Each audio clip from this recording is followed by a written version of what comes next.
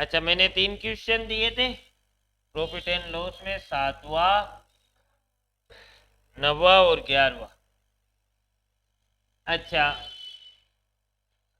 देखो, 10% हानि हो रही है, लाभ हो रहा है। Yes sir. अच्छा अच्छा, 10% लाभ होता है। मुझे एक बात बताओ, तुम्हें ये क्वेश्चन समझ में आया था या नहीं आया था? आ गया था? आपसे पूछा क्या गया है, 990 में बेचने पर 10% लाभ होता है। उसी वस्तु को मैं 890 रुपए में बेच दूं तो लाभ या हानि ज्ञात करो। मुझे एक बात बताओ, तुम लाभ या हानि, ये 4 ऑप्शन दिए हुए तुम्हारे पास, लाभ या हानि कब बता सकते हो? जब आपने लाभ हानि की गणना की हो। और लाभ हानि की गणना हमेशा किसके ऊपर होती है? तो यानी आपको इस क्वेश्चन में क्रय मूल्य तो एन कैन प्रकेन चाहिए। ठीक है, दिया हुआ क्या है? 990 रुपए में बेचने पर, मतलब जिस मूल्य पर वस्तु बेची जाती है वो क्रय मूल्य होता है या विक्रय मूल्य? यानी आपको 990 रुपए विक्रय मूल्य दिया हुआ है जिसमें 10% लाभ हुआ। तो क्रय मूल्य निकालने के लिए क्रय मूल्य मान लो। माना क्रय मूल्य कितना है? अच्छा, लाभ हुआ है 10%। ठीक है, तो लाभ 100 का 10%, 10 हो जाएगा। यानी विक्रय मूल्य कितना आया? क्वेश्चन क्वेश्चन में क्या कह रहा है, विक्रय मूल्य कितना है? तुमने विक्रय मूल्य मान के निकाला, वो कितना आया? मतलब तुम्हारी मानी हुई 110 वैल्यू बराबर किसके है?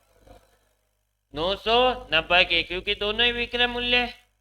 तो 110 यूनिट बराबर है कितने के? 1 यूनिट। ठीक है। अच्छा, आपसे पूछ, आपको निकालना है क्रय मूल्य, वो आपने माना है 100। अब देखो बच्चे, एक चीज समझो, ये बार बार आपको 3 लाइनें लिखने की नहीं होती। ठीक है, आप सीधा समझो, ये भी विक्रय मूल्य है जो वास्तविक मान दिया गया है क्वेश्चन में, और ये क्या है जो आपने माना है। ठीक है, दोनों बराबर है तो दोनों को बटे में लिखना है, ऊपर लिखना है वास्तविक मान। क्या लिखना है? और इधर जो आपको चीज निकालनी है, आपको क्रय मूल्य निकालना था, आपने माना कितना है? क्लियर? हाँ, तो ये काटोगे, कितना आ जाएगा क्रय मूल्य? अब मुझे एक बात बताओ, तो क्रय मूल्य है तुम्हारा 900, यानी तुमने वस्तु को खरीदा है 900 में। आपसे कह रहा है 890 रुपए में बेचने पर लाभ या हानि बताओ। पहली बात तो बताओ, हानि होगी कि लाभ होगा? हानि होगी। सीधी सी बात है, मोबाइल अंदर रख के, है ना?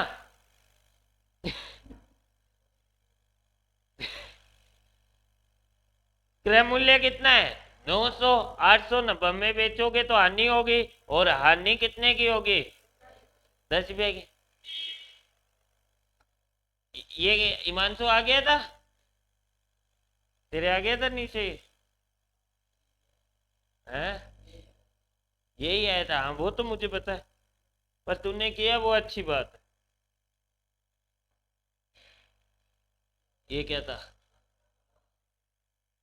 एक व्यक्ति जब किसी वस्तु को 65,000 रुपए में बेचता है तो उसे 25% हानि होती है। तो 10% लाभ कमाने के लिए कितने में बेचना होगा? सिंपल सा क्वेश्चन है। देखो, मेरी बात सुनो, सबसे पहले मुझे बताओ 65,000 है क्या? एक आदमी ने 65,000 में क्या बेच दी? किसी वस्तु को बेच दिया, मान लो भैंस है, ठीक है, उसको बेच दिया 65,000। तो वो विक्रय मूल्य हुआ या क्रय मूल्य? विक्रय मूल्य। और इसमें उसे हानि कितनी हो गई? 25% की हानि हो गई। क्लियर?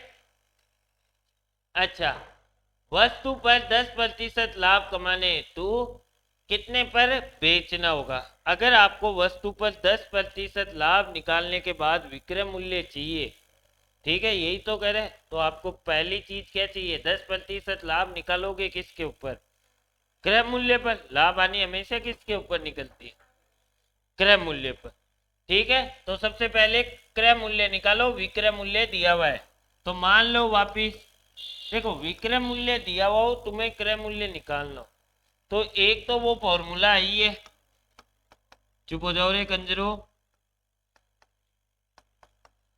100 प्लस लाभ गुणा 100, या अगर हानि की स्थिति है तो 100 माइनस हानि, इसकी जगह ये लिख दो।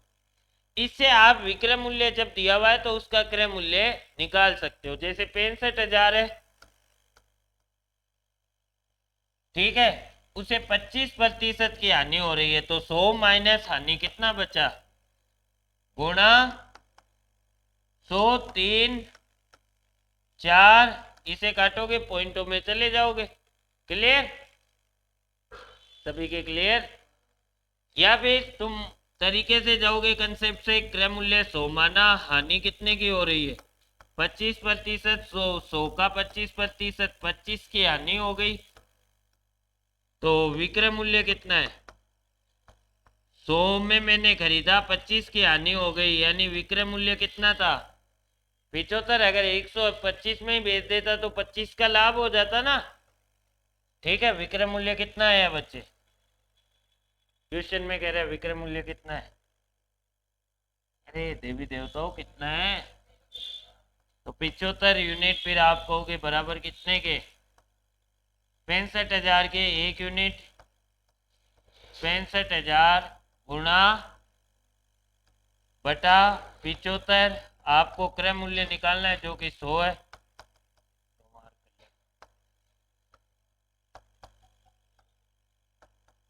क्लियर? तो इसे सोल्व करोगे तो क्रय मूल्य आएगा। अब जा रही है आपकी कैलकुलेशन है पॉइंटों में, तो यहाँ पर थोड़ा सा समझदारी से खेलना। कैलकुलेशन कहां पर आके रुकी,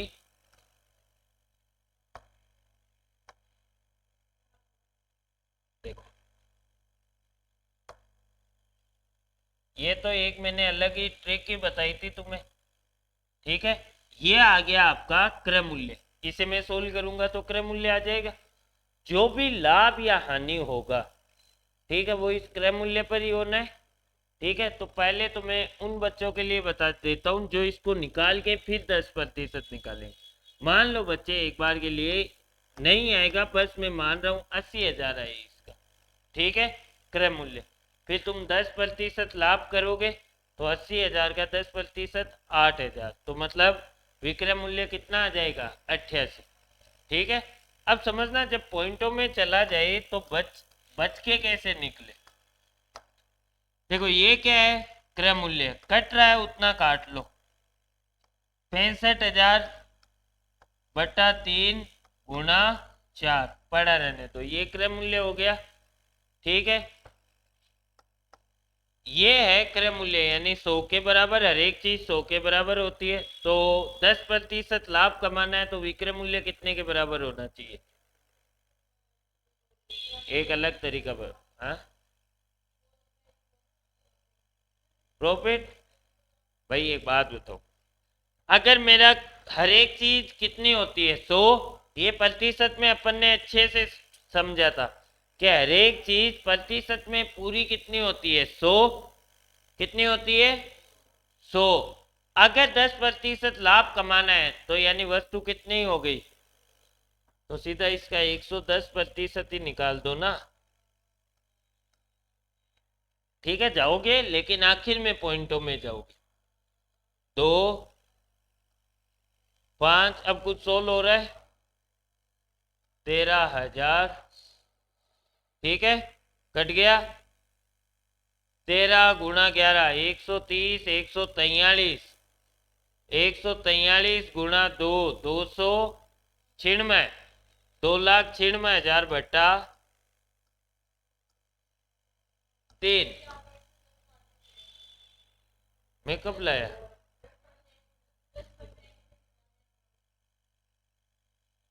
एक बात सुन बच्चे, अच्छा मेरी बात सुनो। देखो मान लो एक बार के लिए इससे क्रय मूल्य आ रहा है 80,000। क्लियर? तो फिर अपन 8,000 प्रॉफिट निकालते इसका। कितना निकालते? 10% प्रॉफिट। तो आप करते 80,000 का 10% प्रॉफिट, यानी वो कितना आ जाता? 8,000। 8,000 आ जाता। फिर आपने इसमें जोड़ दिया, विक्रय मूल्य आ गया आपका। क्लियर? अब बच्चे इसी का एक तरीका और हो सकता है, वो हो सकता है कि 80,000 मेरा क्रय मूल्य है अगर, तो हमेशा हर एक वस्तु कितने प्रतिशत के बराबर होती है? 100%। कितने के होती है? 100%। जैसे मैंने कहा मेरे 65% नंबर आए, तो मतलब टोटल नंबर कितने थे? 100 थे।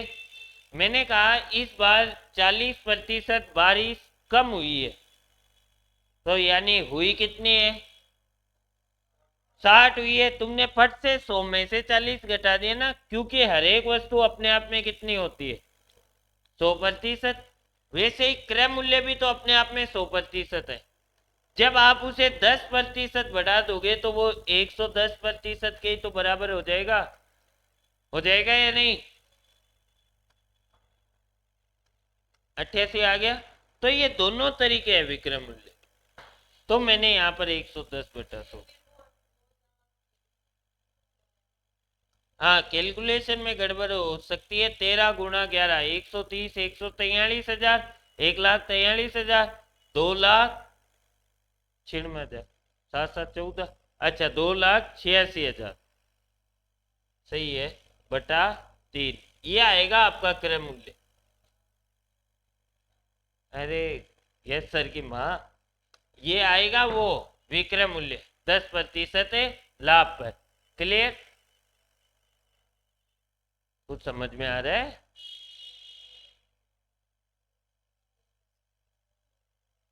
किस किस के नहीं है? आराम से आते नहीं है। चलो, तुम्हारे ये चीज समझ में नहीं आ रही, ये मैं क्या कर रहा हूँ, है ना? तो कौन सी नहीं आ रही? अच्छा, मैं पूरा सामान्य तरीके से ही कर देता हूँ।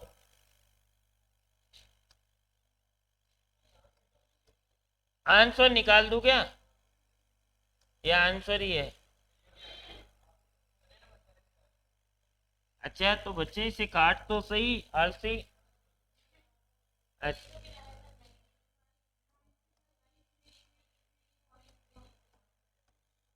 हाँ तो ये सही है आंसर, ये यार है, तो ये सही है।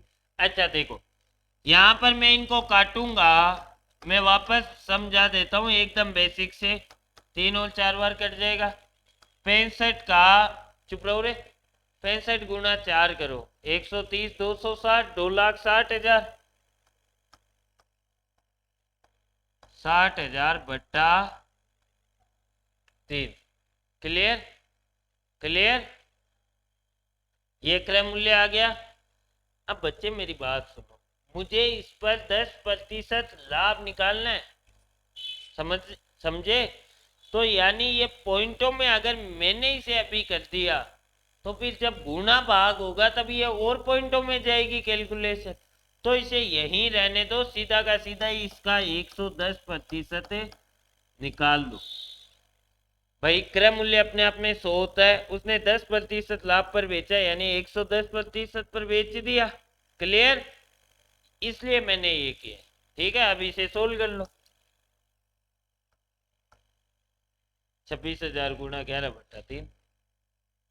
ठीक है, सेम या ना? 13 दूना 26 आ रहा था वो जब अपन ने पहले किया था। अरे आएगा तो यही, ये हो गया था।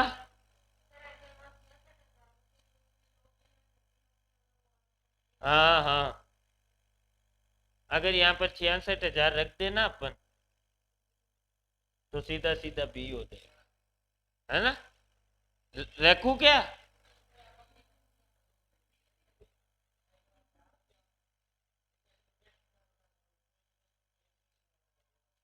क्या क्या क्या?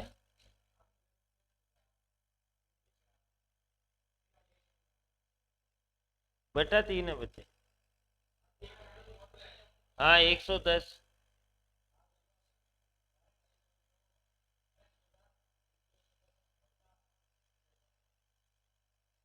हाँ कर सकते हैं। हाँ हाँ हाँ आप जो कर रहे हो बिल्कुल सही कर रहे हो कि सीधे इस 65,000 भाग 75 गुणा 110, वो धीरे धीरे अभी मैं आगे जाते चीजें ऐड करता जाऊंगा, है ना।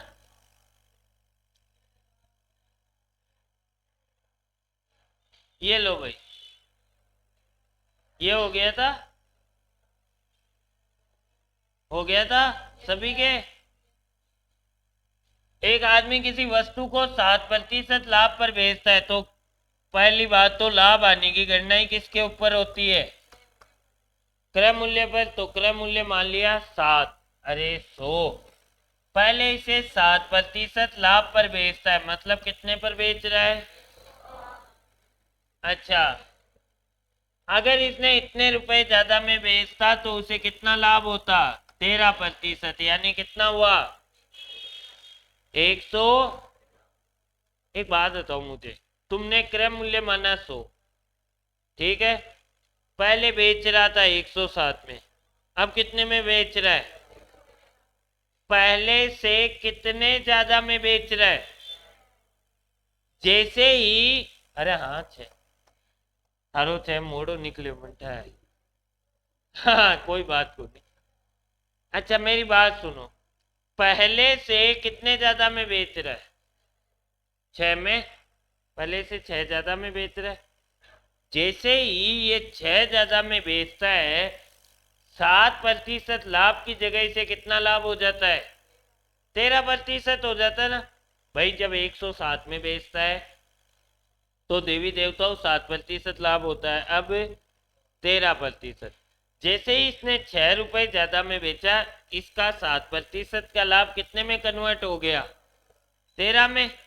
ठीक है, क्वेश्चन में कह रहा है ये तब होता है जब वो कितने रुपए ज्यादा में बेचे, 4। ये करवाया नहीं था कि मैंने, अच्छा 4,248। जैसे ही 4,248 ज्यादा में बेचता है तो 13% हो जाता है। यहाँ पर 6 ज्यादा में बेचता है तो 6 यूनिट बराबर हो जाएगी 4200। क्यों बराबर हुई, जैसे ही आप काल्पनिक डेटा मान रहे हो उसमें 6 यूनिट ज्यादा में बेचते ही आपका 7% का लाभ किस में कन्वर्ट हो जाता है।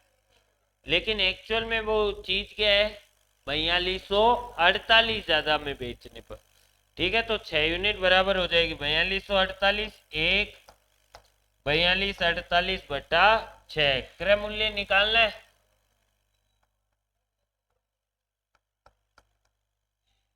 क्लियर। 7 छंग 42, 8 छंग 48,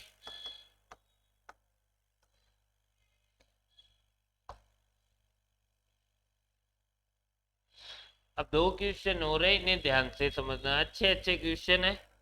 ठीक है, पीछे वाला आ गया ना समझ में, क्वेश्चनों को बार बार करना। एक आदमी किसी वस्तु को 20% लाभ पर बेचता है,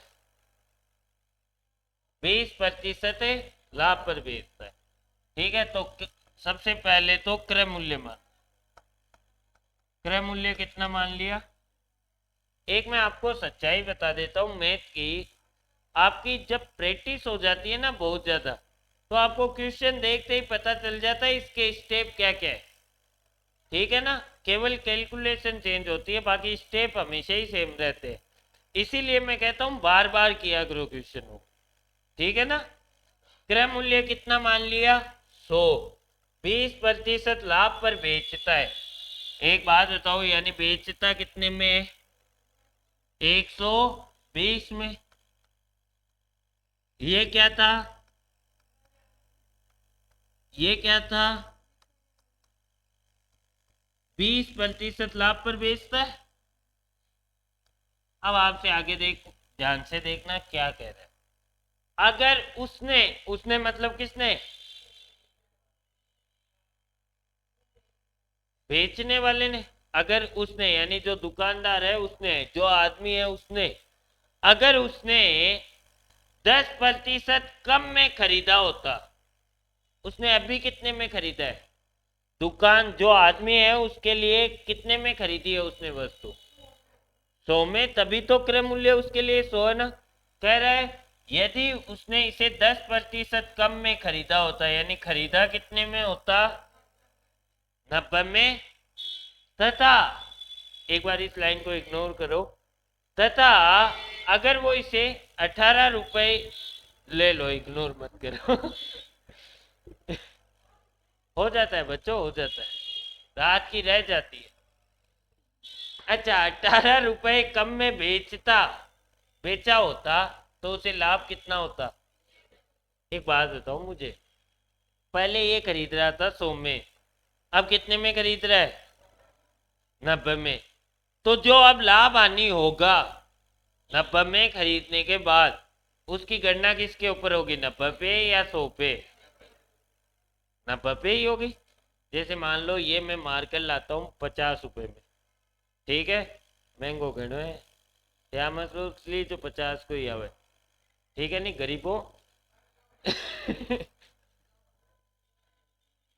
अच्छा, तू बच्चे तुझे अपना नाम अच्छे से याद है, और कुछ समझ में आए ना आए, ये बहुत ध्यान से सुनती है कमाल। अच्छा मेरी बात सुनो, मान लो ये पेन में 50 में लाया, हर बार इसे 60 में बेच रहा था, लाभ कितना कमा रहा था। अब इस बार मैंने कोई सेटिंग बिठाई, ये पेन में लेके आ गया 45 में। बच्चों सेटिंग यानी कोई समझ अरे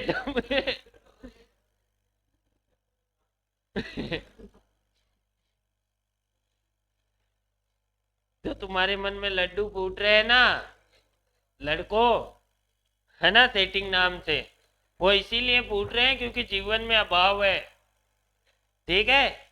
जिनके अभाव नहीं होता ना, वो इस सेटिंग को उस सेटिंग से कनेक्ट नहीं करते, क्योंकि दोनों सेटिंग, ये सेटिंग उस सेटिंग से बहुत अलग है, समझ रहे हो गंवारो।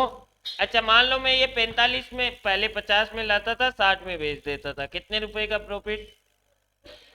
अब मैं 45 में लाया और 58 में बेच देता हूँ, कितने का प्रॉफिट। वाह, 15 कौन बोला रे तुम में से 13 का, कितने का हुआ, 13 का। मतलब तुमने इस बार 58 से 45 माइनस किए थे, क्योंकि इस बार खरीदा भी कितने में था।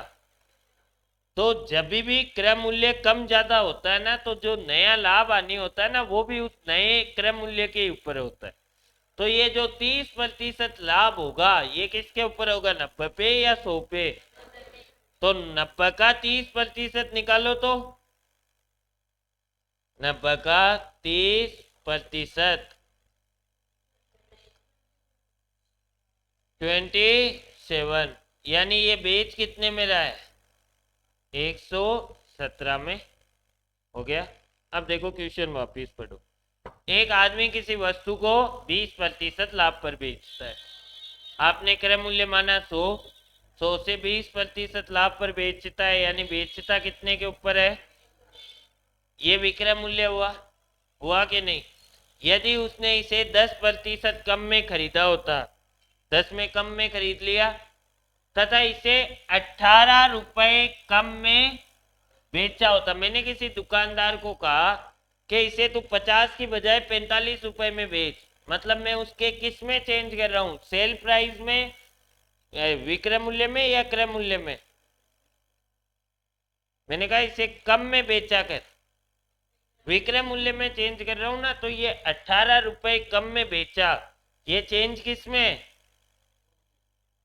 आपने कितने रुपए कम में बेचा है, 3 यूनिट कम में बेचा है।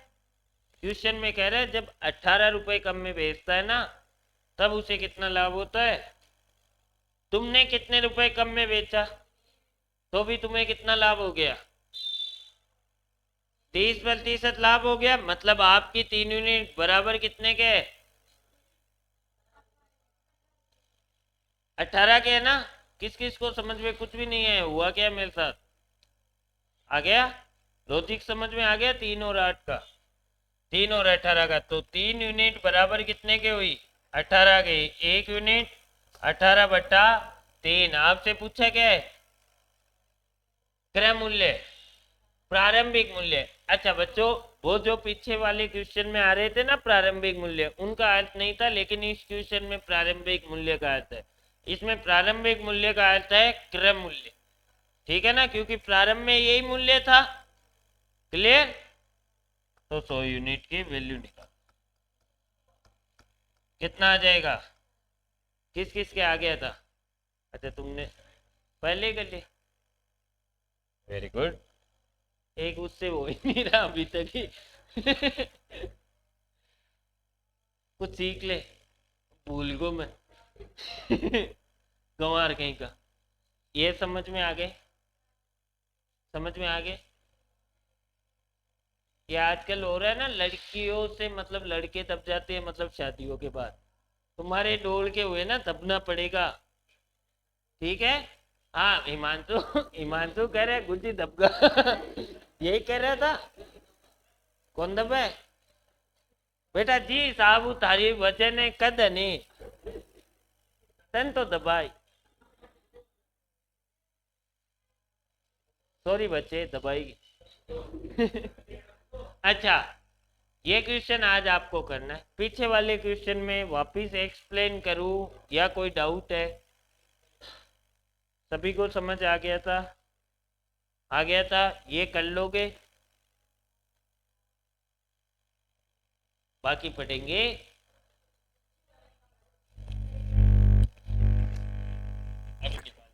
पहले रिपोर्टिंग ऑफ करते